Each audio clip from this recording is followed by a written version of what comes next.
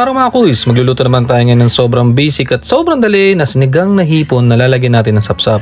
Tapos ang gagamitin pa natin pang asim dito, kamyas at meron pa tayong sampalok. Pagka hindi pa ba naman umasim yan mga kuys, tignan nyo naman, meron tayong siling pampapogi dyan, kalamansi at patis, partner na partner. Tapos ito mga kuyos, dito natin kinuha yung ating kamyas dito sa tanim natin sa tapat ng bahay. Yan, tingnan nyo naman, medyo malalaki na siya. Kuha tayo dyan. Tapos kumuha rin tayo ng talbos ng kamote dito, kala Lola Oyi. Kumuha rin tayo ng talbos dito ng alokbati mga kuyos. Yung pinakadulo lang kinuha natin. Tapos yan mga kuyos, hugasan lang din natin sabay-sabay yung mga gulay na kinuha natin. Kasama yung kamyas dyan, tsaka yung mga ilang piraso na siling pampapogi dyan.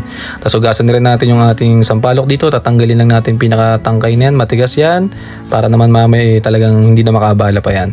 Tapos pipit-pitin na natin agad yan mga kuys para paglagay natin mamaya doon, kumatas na agad yan sa sampalok na yan. Itong kamyas naman, tatanggalin lang natin yung mga medyo misira dyan, tapos hatiin lang natin sa gitna yan. Pagkatapos yan, maglagay tayo ng kamatis ng ilang piraso dyan. Ganun din gagawin natin dyan, hatiin lang din natin sa gitna. Sunod, maglalagay rin tayo ng sibuyas dyan mga kuys. Ganun din, hati lang din sa gitna mga kuys. Sobrang basic lang itong gagawin natin na ito mga kuys. Gagawin sa kamatis yan, pipigay na natin yung mga kuys kasi gusto natin lumasa na agad yan.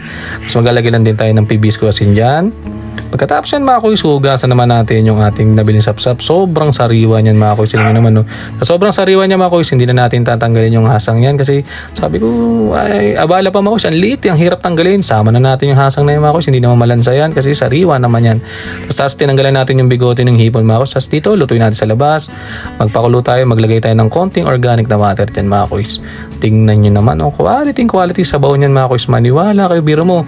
May kamyas na, may sampalok pa, may kamatis pa. Pagka hindi pa ba umasim talaga yun mga kuys, ewan ko na lang mga kuys. Tapos yan mga kuys, na sobrang gandang panahon ngayon, sobrang kalmado, hindi umuulan. Sobrang sarap humigop ng sabaw ngayon mga kuys. Tingnan naman, no? Pakukulaan natin yan mga kuys. Ang gusto natin yan talaga yung madudurog talaga yung kamatis natin dyan. Yung kamyas, pipit-pitin natin yan. Tapos yung sampalok, hindi na natin hiniwalayin mga kuys. Sinama na natin yan. Tapos yan, nung medyo may nakita na tayong mga siling pwede dito, kahit green yan, kunin natin yan. Makakapogi pa rin sa atin yan mga kuys.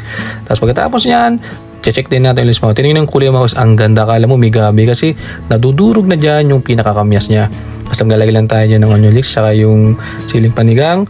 Uunahin nating ilagay yung ating hipon mga kuys yan. Sasaglitan lang natin yan kasi pag namula yan, goods na yan. Ayaw natin ma-overcook yung hipon kasi pag napasobra ka ng luto dyan mga kuys, didikit yung mismong balat niya tapos ang tigas niyan. Ang pangit na yan mga kuys. Ilalagay na rin natin dyan mga kuys yung talbos ng kamote na kinuha natin. Minaiwan na isang pirasong kamyas. Sama na rin natin yan.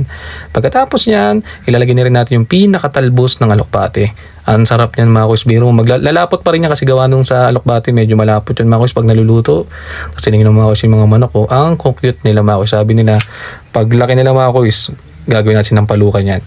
Pagkatapos niyan mga kuys, medyo naluto na talaga yung gulay, sa huli natin ilalagay yung sapsap. Ganyan talaga diskarte ko mga kuys sa pagluluto ng sapsap. Gusto ko talaga sa huli siya nilalagay para hindi siya ma-overcook, tsaka hindi madurog yung pinakalaman niya. Kasi malambot lang yung mga kuys. Lalo hindi ko siya nilalagay sa ilalim kasi pag nasa ilalim siya, ang hirap niyang kuhanin, talagang durug-durug talaga mga kuys. Ayan, tinik pa naman ng sapsap. Eh yan, pagka unang kulo niyan mga kuys, iguguds na natin yan. Pagka ganito na yung tsura niyan, tingnan niyo naman ang ganda ng sabaw, ang ganda ng tsura ng laman ng sapsap. Goods na yan mga kuys. Yan mga kuys, luto tayo ng sobrang basic at sobrang daling sinigang na hipon na may sapsap. Tara mga kuys, kain, salamat.